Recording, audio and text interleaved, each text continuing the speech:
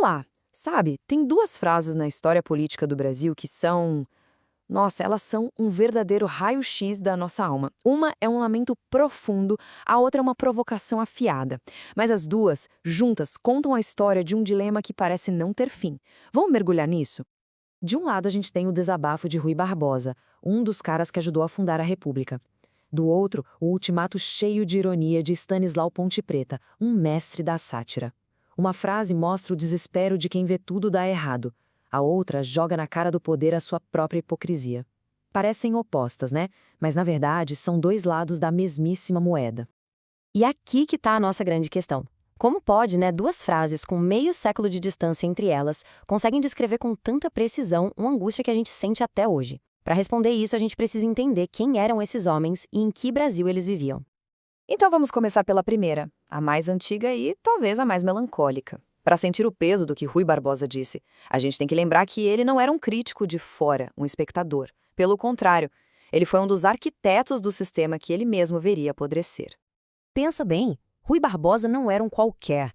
Ele ajudou a escrever as regras do jogo. Foi o primeiríssimo ministro da Fazenda da nossa República e a cabeça por trás da Constituição de 1891.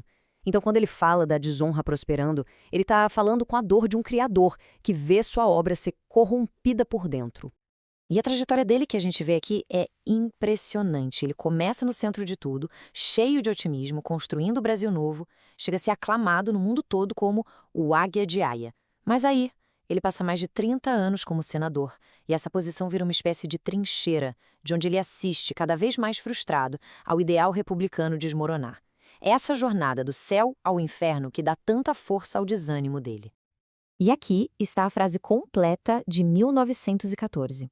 De tanto ver triunfar as nulidades, de tanto ver prosperar a desonra, de tanto ver crescer a injustiça, de tanto ver agigantarem-se os poderes nas mãos dos maus, o homem chega a desanimar da virtude, a rir-se da honra, a ter vergonha de ser honesto. Isso aqui não é só um lamento, gente.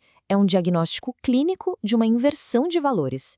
Ele está descrevendo uma sociedade doente, onde ser correto, ser honesto, vira motivo de piada, de vergonha. Ser honesto vira coisa de otário. É um retrato de um colapso moral. Certo. Agora, vamos dar um salto de uns 50 anos no tempo.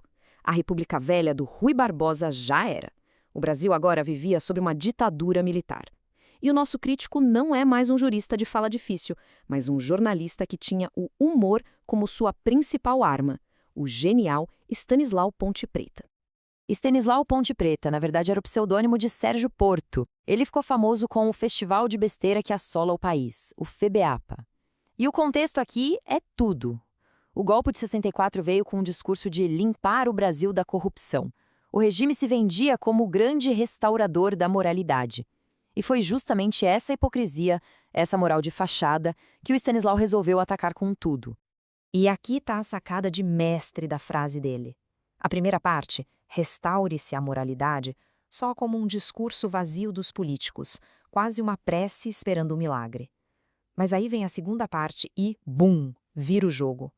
Locupletemo-nos todos. Isso é uma bomba. Ele não está pedindo para todo mundo virar corrupto. Ele está fazendo uma exigência radical. Se o jogo é esse, se a regra é corrupção, então que ela valha para todo mundo. Chega de ser um privilégio só da elite. Então, o ponto central é esse. A frase é uma armadilha retórica genial. Ela encurrala o poder. Ou vocês levam a moral a sério, para todo mundo, sem exceção, ou admitem de vez que isso tudo é só um teatro para poucos se darem bem. É o jeito mais inteligente de gritar. Parem de nos fazer de idiotas. Ok, então a gente tem o desânimo do Barbosa e o cinismo do Stanislau. Duas reações, duas épocas. Mas e se as duas vierem do mesmo lugar? Pois é, muitos pensadores importantes defendem que sim, e que a raiz do problema está na própria forma como o Estado brasileiro foi construído. Para entender isso, a gente precisa falar de um conceito-chave: patrimonialismo. A ideia, de forma bem simples, é que o Estado no Brasil nunca foi visto como uma coisa pública, de todos. Historicamente, ele funciona como se fosse a propriedade privada, a fazenda particular da elite que está no poder. E nessa lógica, usar a máquina pública para enriquecer não é corrupção, é o normal, é um direito de quem manda. E isso se encaixa perfeitamente em outro conceito famoso, o do homem cordial. Mas atenção, cordial aqui não quer dizer educado. Vem de coração. É uma cultura onde a lei, que deveria ser fria e igual para todos, sempre acaba perdendo para a amizade, para a família, para o compadrio. O favor pessoal vale mais que a regra.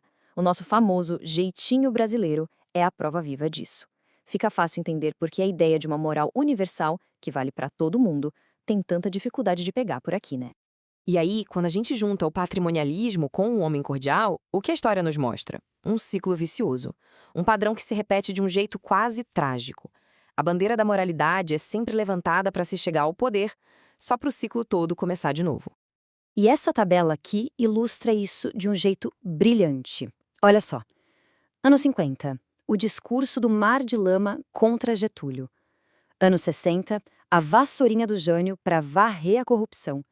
Em 64, a limpeza do regime militar.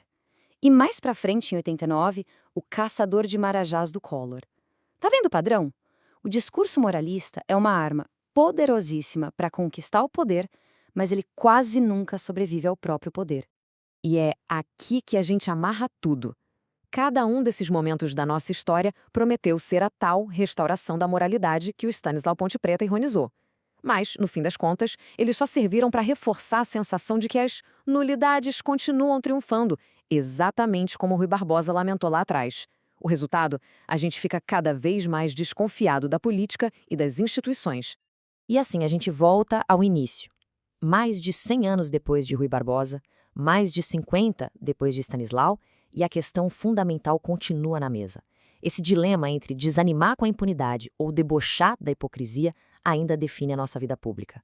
A pergunta que essas duas frases nos jogam na cara continua ecoando mais forte do que nunca.